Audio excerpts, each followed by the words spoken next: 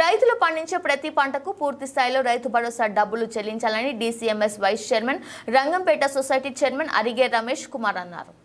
శనివారం నాడు కొల్సారం మండలం రంగంపేట ప్రాథమిక వ్యవసాయ సహకార సంఘం ఆధ్వర్యంలో రైతు భరోసా పథకంపై రైతుల నుంచి అభిప్రాయ సేకరణ కోసం ప్రత్యేక సమావేశం నిర్వహించారు. ఈ సందర్భంగా సమావేశంలో రైతుల నుండి సూచనలు సేకరించారు.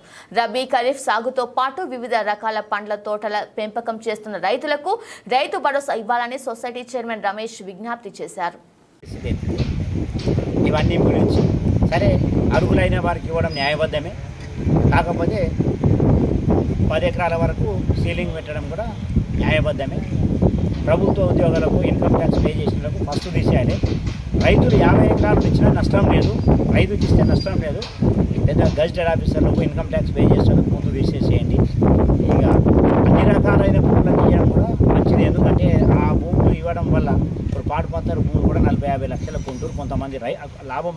మాకు ఒకటి రైతులకు ఏంటంటే కౌలు రైతుల దగ్గర మేము కౌలు రైతులకు ఒకవేళ మీరు దున్నినోళ్ళకి ఇస్తే, పంట పెట్టినోళ్ళకి ఇస్తే చాలామంది బటాయి ఇయ్యరు, కౌలుకి ఇవ్వరు.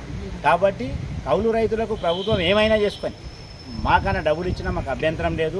పంట కౌలు రైతులు ఎక్కువ తీసుకుంటారు, అయితే కౌలు పట్టాదారు కౌలు రైతులకు సంబంధం పెట్టకుండా కౌలు రైతులకు ఇవ్వాలి ఒకటి. రెండోది ఏంటంటే మరి ఒక పంట తెలంగాణలో ఒకసారి బోర్లు పోయాయి, మరి ఎట్లా అప్పుడు 5 ఎకరాలకు ఇస్తారా 10 ఎకరాలకు ఇస్తారా? మేమేమంటామంటే మొత్తం వానాకాలం పెట్టే పంట వ్యాసంగి కూడా ఇచ్చేసేయాలి ఆటోమేటిక్. టైంకి ఇవ్వాలనేది ఒక డిమాండ్, సకాలం లేదు.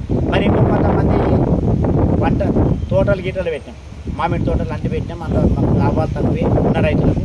దానివల్ల సమాజానికి కూడా ఉపయోగపడి చెట్లు ఉండడం వల్ల. కానీ మరి మాకు ఇస్తారా? ఇయ్యాలి. తోటకి ఇవ్వకపోతే చాలామంది తోటలు తీసేసే పరిస్థితులు కూడా వస్తాయి. మరి ఆ పండ్ల తోటలు పెట్టుకున్న హార్టికల్చర్లో కూడా ప్రభుత్వం ఇవ్వాలి. విత్తనాలు అవసరమవుతాయి, పనిముట్లు అవసరమవుతాయి, ఎరువులు అవసరమవుతాయి. ఇవన్నీ ఏ దానికి ఇబ్బంది పడవద్దు రైతులు అనేటటువంటి ఉద్దేశంతో ఆనాడు గవర్నమెంట్ ప్రభుత్వము రైతు బంధు అనేది ప్రవేశపెట్టింది. మొదట్లో